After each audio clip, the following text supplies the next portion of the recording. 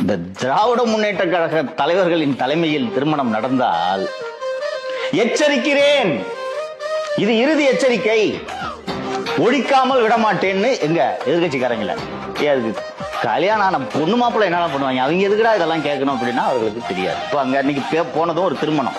விஜய்க்கு பதில் சொல்லணும்னா வெளியில போய் பத்திரிகையாளர் சந்திப்பு நடத்தி சொல்லியா, ஏதோ பெரிய மனுஷன் கல்யாணம் நடத்தி வையின்ட்டு பொண்ணு மாப்பிள்ள 2 பேரும் கூப்பிட்டா, விஜய் அவர்களே என்ன சட்டசபையில தேடாதீங்க, நான் மகளிர் உரிமை தொகை கொடுக்கும் இடங்களிலெல்லாம் நான் இருக்கிறேன்.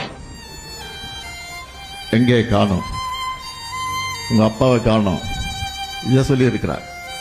அப்பா அங்க தேடாதீங்க, மக்கள் மனசை பயந்துருக்கிறான். அது போல கோட்டையிலே இருக்கிறேன், நான் தான் ஆட்சியில் இருக்கிறேன். இன்னும் சொல்றேன், மகளிர் உரிமை திட்டம் இருக்க வரைக்கும் இந்த ஸ்டாலின் தான் முதலமைச்சர். நான் தான் முதலமைச்சராக இருக்கிறேன். நான் தான் முதலமைச்சர். இன்னொரு வாட்டி சொல்லு, மறுக்க சொல்லு, நான் தான் முதலமைச்சர். மறுக்க சொல்லு, இந்த ஸ்டாலின் தான் முதலமைச்சர்.